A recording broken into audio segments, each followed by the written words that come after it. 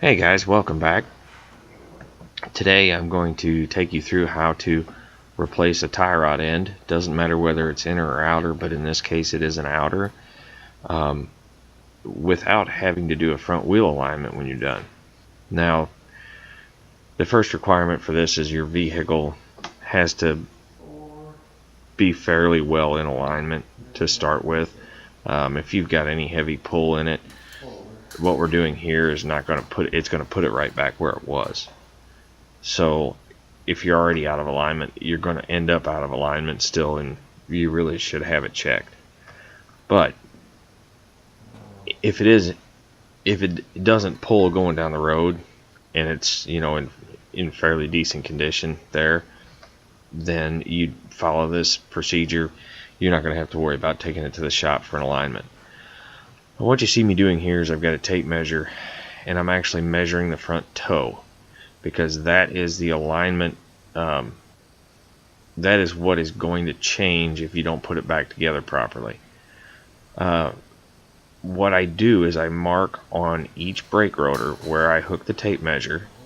I measure from the outside of one rotor to the other, and then I write my measurement down right next to the arrow that points to where the tape measure was on the rotor, and I actually write that measurement on the brake rotor. That way when I put it all back together, it's right there in front of me. There's no questions. I don't have to try and remember to write it on a piece of paper and risk losing it. Now, you can do this either way, with one side on the ground and one side in the air, because what you're doing is you're setting it back to where it was when you started. You're not changing anything. I'm not trying to measure it up and actually set it to a factory specification. I'm just setting it back where it was when I started. So if you have one tire on the ground, one tire up in the air, that's fine. Before you get started, you do want to make sure that as you drive it into your work area, you get the steering wheel, or the front tires anyway, pointed straight ahead.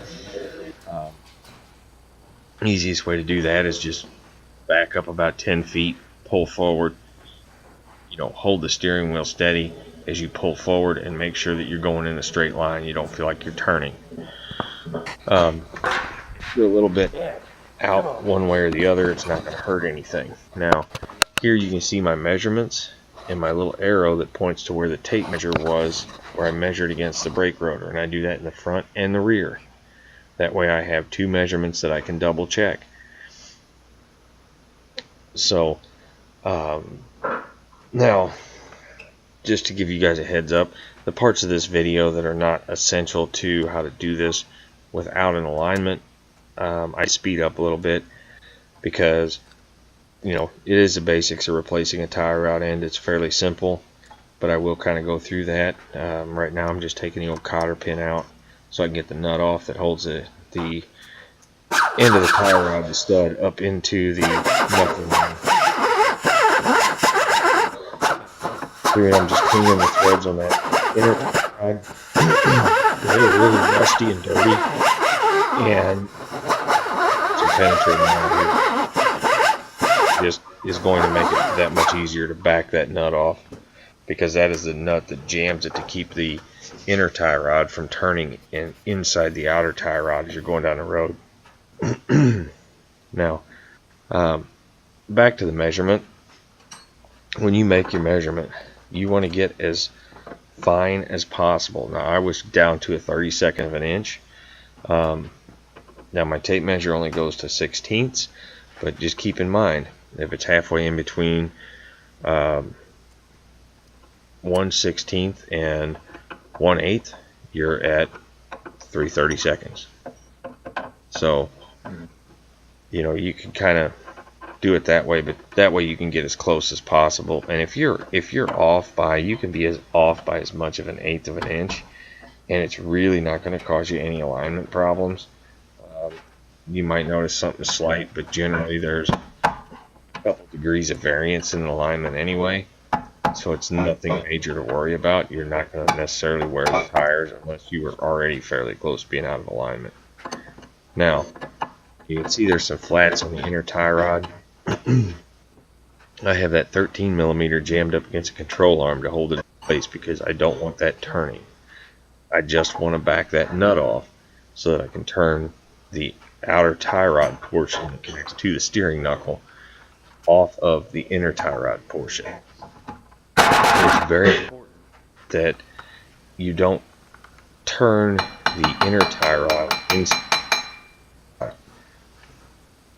You want to spin the outer tie rod off of the inner, and I will show you why here in just a second. I am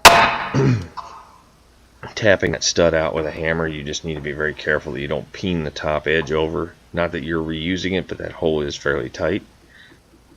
So you peen it over, bend it, it's probably not going to want to go back out of the hole.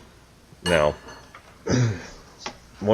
what you can barely see is that there are some flats on the outer tire. Those are wrench flats. Now, I didn't have a wrench handy that was big enough to get on the flats. I think it's about a 27mm is what it would have ended up being. So, here in a second, I just grab a pair of slip joint pliers. And you see me put the wrench back on there. That's because I do not want that inner tie rod turning at all. As I take this off, once I get it broke loose, I am actually counting the full the revolutions, counting the turns that it takes to turn it off. Because when I thread the new one back on, I'm going to thread it in the same number of turns before I put it back up in the steering knuckle. That way it's going to get me very close to where I need to be. Now, I have, in some instances where I couldn't get a good measurement, replaced an inner tie rod just by counting the turns and turning it back on. And I've done that on one of my own vehicles. And that will get you really, really close on your alignment 9 times out of 10, where you won't need to go to the alignment shop.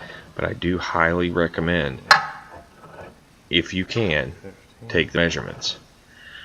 So one other thing on the measurements while I'm thinking about it, when you take those, you want to make sure that the tape measure is as straight as possible and you're not coming into contact with any other parts of the vehicle where you're causing the tape measure to bend. If in some cases that is necessary, make sure that you mark those places so you can come in contact at exactly the same points the next time. That way you can get an accurate measurement. Now, I believe, I didn't count them just then, I think it was 25.5 turns if I remember correctly from when I did the job. Could be wrong. You guys can count them if you like, but it's going to vary from vehicle to vehicle and job to job, so that's really not the point. Now I've got the new one and I'm starting it in the same position, so that hopefully by the time I get it turned all the way on, it will end up pointing the correct direction to go into the steering knuckle. But like I said, just counting the turns, spinning it back on, and we'll go from there.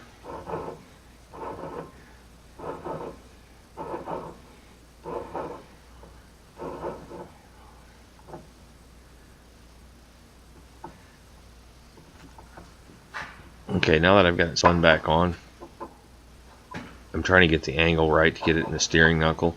Now at this point, you can move the steering knuckle on the side you're replacing the tie rod in. Just do not move the steering and move the other side, because that will change the angle of the brake rotor on the other side, and that will change measurement to some extent. So you really, really want to be careful that you don't do that. Now most tie rod ends come with a new castle nut, so if they do, go ahead and use it. If not, you can reuse the old one. It's not a jam style nut. And they also come with a grease fitting, which turns out, if I remember correctly, I think this one was it was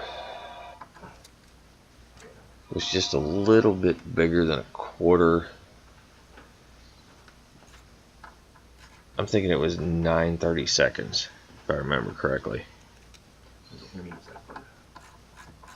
but they're going to vary from that'll be different from manufacturer to manufacturer and application to application, so that really doesn't matter.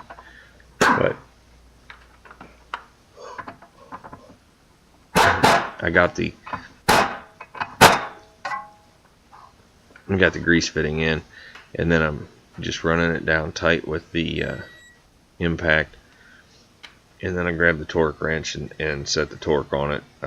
Right off the top of my head, I don't remember what the torque was on this particular one, but generally they tend to run in the 50 to 75 foot-pound range. But you want to make sure you get everything tight before you check your measurements again. So just go ahead and put the cotter pin back in while you're thinking about it. That way you don't forget. And then you'll be all set to check your measurements. So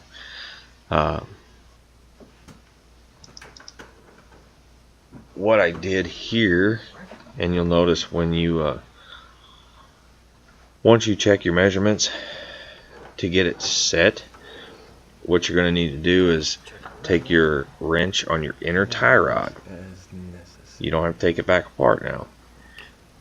I'll stretch my tape across, and right there I'm checking the boot on the inner tie rod to make sure that there's no clamp on it. If there is, you need to take the clamp loose so you're not twisting the rubber boot. But I'm going to stretch my tape across, I'm going to watch my measurement, and then I'm going to turn my inner tie rod and thread it in or out of the outer tie rod until my measurement lines up where it should be. Now I think on this one I was fairly close. I think I was within about a 1/16 of an inch when I put it in. As you'll see, I make maybe a little more than half a turn, but it wasn't much. And I've got it set right there. Now I'm going to double check it in the rear, and then I will tighten up the jam nut. Now when you do that, what you'll notice is I use that 13mm wrench with the 24mm wrench to tighten the jam nut, just to snug it down against the outer tie rod end. Once it's snug, you don't have to worry about the inner tie rod end turning anymore. And I used a pair of my big pair of channel locks and my wrench to actually snug it up, and to tighten it up, get it as tight as I could. That way it'll keep it from rotating. It just jams it in place. So I cut the video off after that because really the only things left to do are to go through, shoot it full of grease, and put the tire and wheel back on. So right now I just snug it up, get it pretty tight, and then I'll come back and tighten it up against the outer. So hope this video helps you guys. Find it useful. Give me a thumbs up. Click the subscribe button for me. Sure. Every subscription I get, it just helps the channel out. So, you know, hopefully I'll see you on the next video, and you will find something useful and keep coming back. So don't forget to get out there and get your hands dirty, guys.